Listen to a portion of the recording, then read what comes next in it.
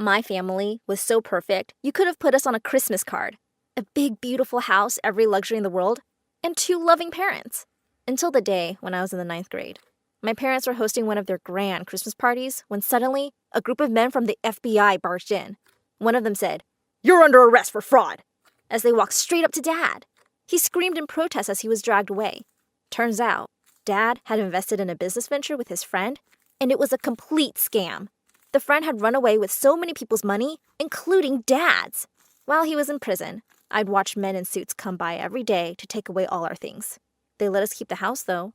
Mom and I would snuggle up in sleeping bags in front of the fireplace in the big, empty living room. When Dad was released on bail after a few months, I thought things would start to get better. But Dad wasn't a pleasant man without money. Mom had started working as a maid, and when Dad got back, he turned up his nose at her and said, "Yuck! You clean people's bathrooms now?" He refused to do anything himself except whine. I was forced to leave my fancy private school, of course, but he wouldn't even send me to a public one. He said, "I'm not spending any money on your education. If you were a boy, you would at least have some use. I'm going to get you married off as soon as I can." One evening, Dad walked in looking happier than he had in ages, and he was carrying takeaway food bags from our favorite sushi place. Mom glared at him and said, "What's that? The money I gave you was for a month's worth of groceries." Dad snapped at her. "Be quiet, woman. We have guests coming over in an hour. Can you try to look less like a miserable beggar, please?" Dave and Jenna, who were friends of my dad, came in with their son Jason, and they looked at us with pity as they sat down. Most of Dad's friends had disappeared as fast as his money had, but I'd always liked these two. Just as they were leaving, Dave turned to Dad and handed him some money. He said, "You shouldn't have to spend so much on dinner. Let us make it up to you." Dad looked furious. He shouted, "How dare you insult me like this? Get out of my house!" Mom started to say, "We could do with the money." But Dad carried on screaming at our guests to leave, and they hurried away. He turned to me and said, "I can't believe I wanted you to marry that jerk's son." Mom said, annoyed, "She's too young to be thinking about marriage." Dad said it was never too early to be thinking about it, and that my only chance of doing well in the world was to marry someone rich. Suddenly, Mom rose from the table and said nastily, "Well, I married a rich man, and look where I am now." She flung the table aside and walked out of the room. A few days later, we heard loud bang on our door. When Dad opened it, some men walked in and flashed a piece of paper in his face, saying the house had been seized and we would have to leave immediately. I couldn't believe it. We were homeless. We packed our few belongings and went to the nearest homeless shelter. Dad looked in disgust at the watery soup served for dinner. He wouldn't lie down on the beds either because he was sure they were full of bedbugs. In the morning, as Mom was heading out for work, a woman drove up to the entrance of the shelter in her flashy red convertible and honked loudly. Dad came running out and, to our shock, jumped into the car and said, "Hey babe, I missed you." I realized that it was his former secretary. He looked back at us and said, "This place is just too filthy for me. I'll be staying with Amanda from now on." And they drove off while Mom screamed at him and called him all sorts of names. Mom turned to me and said, "I knew he was cheating on me. Now that Mr. Good-for-Nothing is gone, I have to tell you something." She told me that she had a private stash of money saved up, and we could use it to get a small apartment for ourselves. And she would send me to school, too. Well, all we could afford was a dingy one-bedroom apartment, but it was still better than the homeless shelter.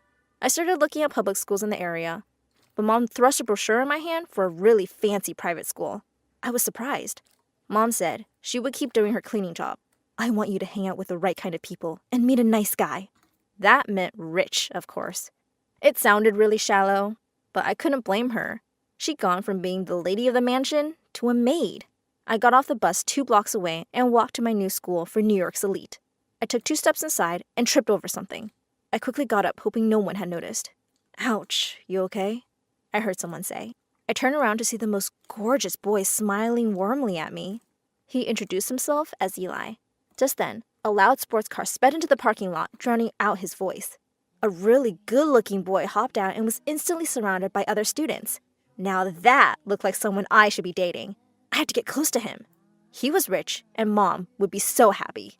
But that annoying Eli wouldn't leave me alone. I could tell he was totally into me. At lunch, Logan, the hot guy, came over to me. With a grin, he said, "I don't believe we've met. A pretty girl like you shouldn't be sitting alone." Yes! I batted my eyelashes. But then I heard Eli's annoying voice. "Let's go to the library, Mia." You go ahead. I think I'm going to stay here for a bit," I said, giving Logan a flirty smile. Eli walked away quietly. Soon enough, we were joined by Logan's minions, and before I knew it, I had become part of his exclusive circle. This was my ticket to becoming rich! I started hanging out more and more with Logan and his friends, but Eli wasn't happy about it. And he truly hated Logan. I didn't really care if he didn't want to come. I knew he was just jealous of Logan. One day, Logan announced that he was going to throw a huge party at his house next month. Everyone was waiting anxiously to see who would be on the guest list. I was on it. When I told Eli excitedly, he suddenly lost his cool and said, "I don't know what you see in that guy. Are you in love with him?" I felt annoyed by his question, but I just smiled at him and denied it. He looked a little relieved. Then he took my hand and said, "Mia, I'm falling for you. Say you'll go out with me."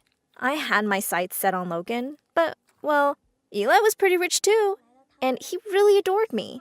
He pulled me in for a kiss, and I kissed him back. We were officially dating now. Logan didn't look too happy seeing us going around holding hands. The other person who wasn't too happy was my mother. At first, she was excited to hear I was going out with one of the boys from school. But she went with me to his house one day to drop me off and looked really disappointed. She exclaimed, "That's their house? It looks like a cottage. And their car is a pretty old Mercedes. What happened to the boy with the Ferrari?" A few days before the party, Eli texted me to come to his place in the evening. His mom told me he was in the backyard. My eyes widened when I saw the whole setup. We had a wonderful dinner and danced under the stars. Suddenly, Eli took my hand and slipped a beautiful ring on my finger. Wait, what? Had this guy just proposed to me? And not even waited for me to say yes? He smiled and said, "It's a promise ring. Maybe you'll marry me one day when we're older." It was kind of hard to say no at this point, and Eli was so sweet. I smiled and nodded. When I reached Logan's place for the party, my jaw dropped. It was the biggest mansion I'd ever seen. Logan was outside greeting all his guests. He looked really happy to see me. His parents were away, and he gave us a tour of the house. I was having a hard time not looking completely awestruck. Logan was so much richer than I thought. Outside by the pool, while everyone was dancing, Logan came up to me and whispered in my ear that I looked really pretty tonight. Before I knew it, he was pulling me in for a kiss. I was about to pull away, but then I thought, he's so much richer than Eli, and I kissed him back. It was totally harmless anyway. The next day at school, Eli seemed to be in a really bad mood. He wouldn't even look at me. I caught up with him and asked what the matter was. He turned to me coldly. "It's over, Mia. I'm breaking up with you." He took his phone out and showed me some Instagram posts. I stared at them, horrified. Someone from the party last night had taken pictures of me and Logan kissing. And Logan was the one who posted them. "Eli," I started, but he walked off before I could say another word. I ran to the girls' bathroom and burst into tears. I knew I'd just lost my best friend. Logan hadn't come to school that day, and I headed straight to his place in the afternoon to confront him. He had no right to post pictures of me without my permission. I rang the bell loudly several times, and a well-dressed woman answered the door looking annoyed. "I didn't know his parents were back already," she said coldly. "What do you want?" I said hesitantly. Hi. I'm Logan's friend, Mia. I'm here to see him." She rolled her eyes and said, "No one by that name lives here. Goodbye." Then she slammed the door in my face. I was shocked. How was this possible? The next day, when he turned up at school, Logan greeted me with a grin and planted a big kiss on my lips. I saw Eli looking at us before walking away. My heart sank. I had decided not to confront Logan right away, so I pretended everything was okay. Later, while I was hanging out with Logan and his friends during lunch break, I heard an all too familiar voice. It was Dad. Dad said, Well, well, well. Haven't you become all fancy again?" "What are you doing here, Dad?" I hissed. "I want to know what you're doing, Mia," he shouted. "Where are you getting the money for this school?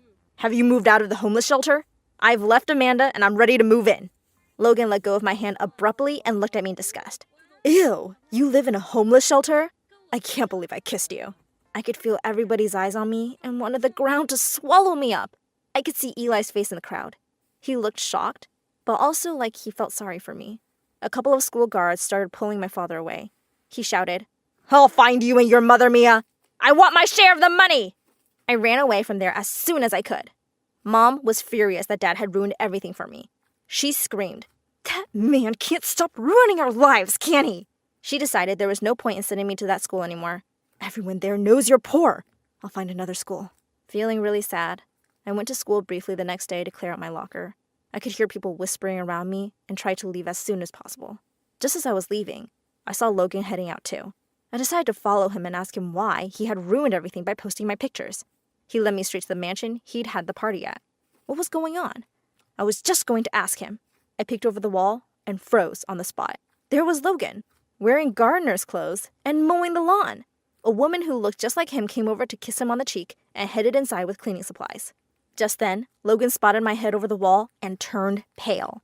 He slowly walked out of the gate towards me.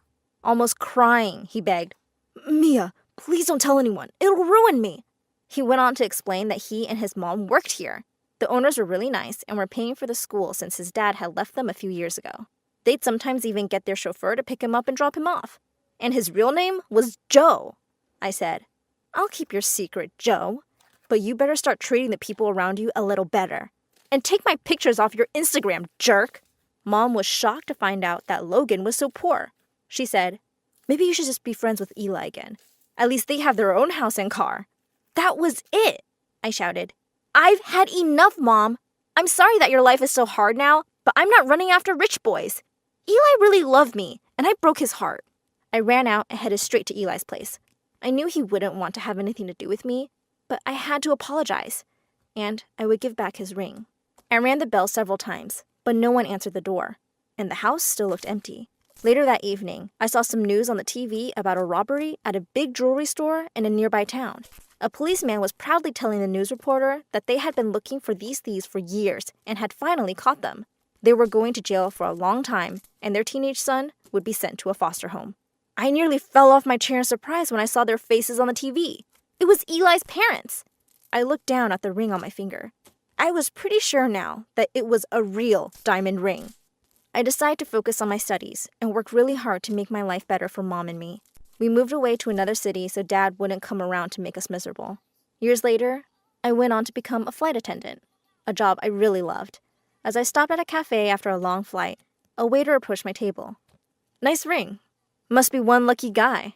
I looked up in shock when I heard that voice. It was Eli. He sat down next to me and took my hand. He said he had known all this time that his parents were criminals, but he wasn't sentenced because he was too young. He didn't want the same life for himself. He said softly, "You never sold the ring?" Teary-eyed, I said, "I couldn't." He smiled. "Are you ready to keep your promise?" I smiled back and said, "Yes, I am." He took out a small box from his coat pocket and placed it in front of me. Inside was a dazzling emerald ring. That kind of ring on a waiter's salary?